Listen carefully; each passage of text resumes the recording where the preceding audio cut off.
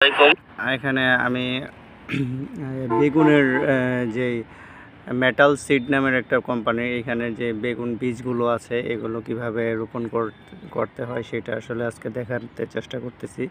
তো এই বেগুনের বীজটা আমি মাওলানা এনাম ভাইয়ের কাছ থেকে গিফট পেয়েছিলাম। তো এইখানে হচ্ছে একটা মগের মধ্যে হালকা পানি দিয়ে ঘন্টাখানেক কিছু বেগুনের বীজ আমি ভিজিয়ে রাখছি।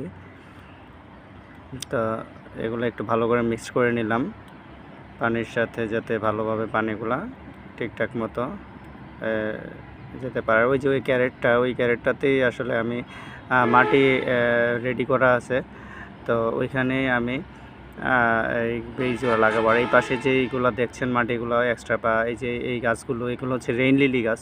তো রেইন লিলি গাছ যদি কেউ নিতে চান আমাকে বলবেন, আমার কাছে পর্যাপ্ত পরিমাণে আছে, দেওয়া যাবে গাছ। হ্যাঁ, তো মাটিগুলো আমি সার দিয়ে রেডি করা আছে, যেন 2-1 দিন আগে আমি রেডি করছি সার দিয়ে, যাতে মাটিগুলোতে ঠিকঠাক মতো গাছগুলো আসলে রোপণ করলে যেন আর কোনো ধরনের সমস্যা না হয়। সার দেওয়ার ক্ষেত্রে মেনলি ওই টিএসপি, এমপি এগুলো, আর মাটি রেডি করছি আপনার যে আমাদের কিচেন ডাস্টগুলো আছে এগুলো দিয়ে আমি মাটি রেডি করছি। তো আমি গাছগুলো বীজগুলো রোপণ করার জন্য রেডি ব্যবস্থা নিচ্ছি।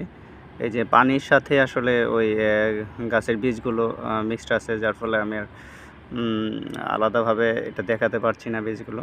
তো এইভাবে আমি ছড়িয়ে দিচ্ছি ক্যারেটের প্রতিটা কোণায়, যেন গাছের শিটগুলো ঠিকঠাক মতো পড়ে সেদিকে নজর রাখতেছি, যাতে কোনো জায়গায় বাদ না থাকে।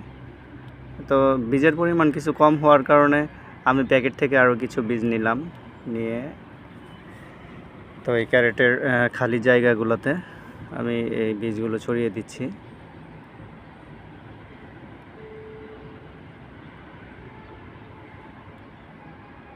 আরও কিছু নিলাম, মানে ফাঁকা জায়গাগুলো একটু ভরিয়ে দিচ্ছি আর কি বীজগুলো দিয়ে। তো এই বীজগুলো থেকে চারা হলে ইনশাল্লাহ আমার কাছ থেকে আপনারা যে যাবেন, যদি চান তাহলে নিতে পারবেন। কারণ আমার আসলে এতগুলো গাছ রাখার মতো স্পেস নাই আর কি, তো কেউ চাইলে নিতে পারবেন। আর এটার ভিতর এই ড্রামটার মধ্যে আমি ভাতের মাড় জমাইছিলাম।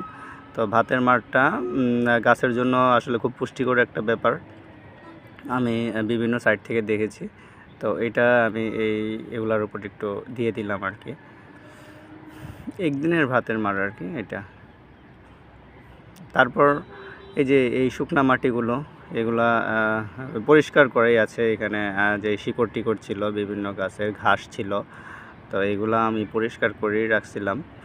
তো এইগুলা এই ক্যারেটের সাইডে রাখা ছিল। তো এখান থেকে আমি কিছুটা আরেকটু বাছাই করে, একটু পরিষ্কার পরিচ্ছন্ন করে আমি এই শুকনা মাটিগুলো ওই বীজগুলোর উপরে আবার একটু হালকা হালকা করে দিয়ে দিচ্ছি, যেন বীজগুলোতে যেন মাটির কোনো অভাব না হয়, যেন বাতাস বা পাখি যেন বীজগুলো নষ্ট করতে না পারে।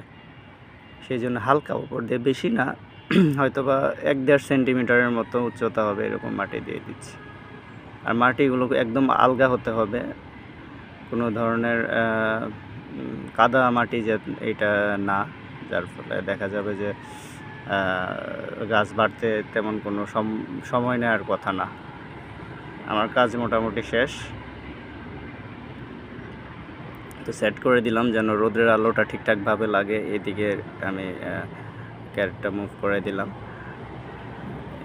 এটা একটা বিষয় আছে যে যেন ক্যারেটের নিচে আসলে পানি যাতে না জমে, যতটুকু পানি আমরা দিব এটা যেন ফিল্টারিং হয়ে নিচে ঠিকভাবে যেতে পারে, সেদিকে লক্ষ্য রাখতে হবে।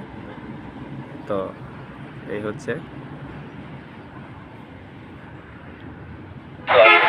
দেখতে এরকম হইলো, এগুলো কিন্তু আমার এই গাছগুলো, এই রেইন লিলি গাছগুলোর কথা আসলে হচ্ছিল।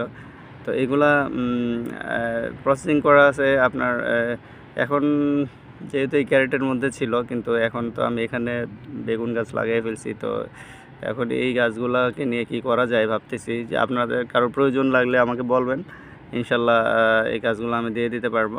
আর আপাতত কেউ নেওয়ার আগ পর্যন্ত এটার একটা ব্যবস্থা নিতে হবে আর কি।